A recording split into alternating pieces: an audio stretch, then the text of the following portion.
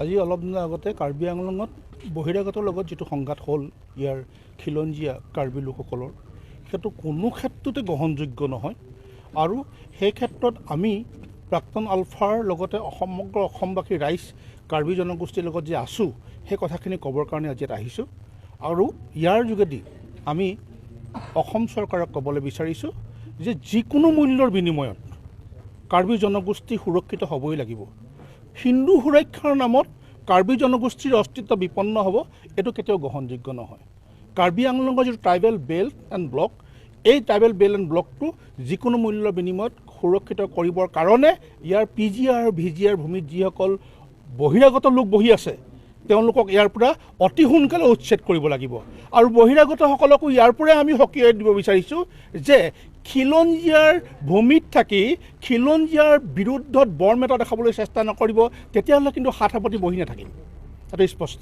গতিকে সেইকাৰণে আমি বিচাৰিছোঁ যে কাৰ্বি ভূমিত কাৰ্বি সুৰক্ষিত হওক, কাৰ্বিৰ ভূমিত যিসকল অনা কাৰ্বি খিলঞ্জীয়া লোক আছে, অনা কাৰ্বি খিলঞ্জীয়া কিন্তু সেইসকলো যাতে মৰ্যাদা সহকাৰে জীয়াই থাকিব পাৰে তাৰ কাৰণে কাৰ্বি জনগণে বিবেচনা কৰক আৰু খিলঞ্জীয়া লোকসকলৰ বাহিৰে যিসকল বহিৰাগত লোকে ইয়াত আহি ইয়াত বহি ইয়াত থিতাপি লৈ ইয়াৰ মালিককে যেতিয়া আক্ৰমণ কৰিবলৈ চেষ্টা কৰে সেইটো কেতিয়াও গ্ৰহণ নকৰিম আৰু সেইকাৰণে অসম চৰকাৰে অতি শীঘ্ৰে এই ক্ষেত্ৰত ব্যৱস্থা গ্ৰহণ কৰক।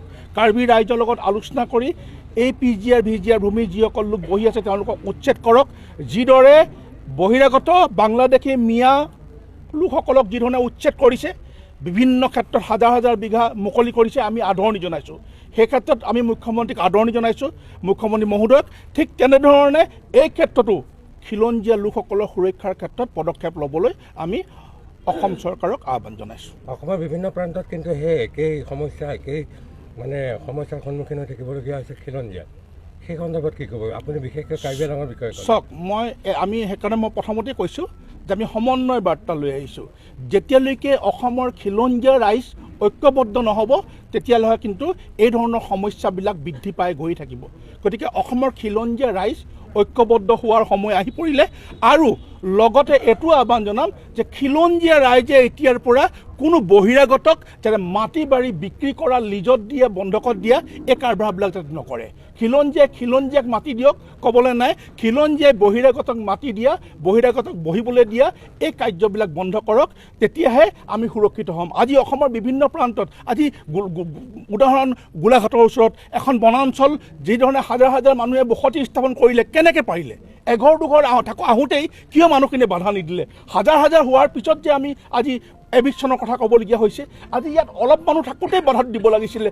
আজি তেওঁলোকে জনসংখ্যা বৃদ্ধি কৰি পেলাই তেওঁলোকে এনেকুৱা এটা পৰ্যায়লৈ পাই গ'ল যে তেওঁলোকে আজি তাৰিখত কাৰ্বি জনগোষ্ঠীৰ মূৰৰ ওপৰত নাচিবৰ কাৰণে চেষ্টা কৰিলে। গতিকে সময় থাকোঁতে সকলো ঐক্যবদ্ধ হৈ এই বহিৰাগতে হওক, এই বাংলাদেশীৰ বিৰুদ্ধে হওক, এক ঐক্যবদ্ধ সংগ্ৰাম অসমত ঘোষণা কৰক আৰু সম্পূৰ্ণৰূপে মাটি কিনা বেচা এইবিলাক বন্ধ কৰক, তেতিয়া আমি সুৰক্ষিত নিশ্চয় হ'ম।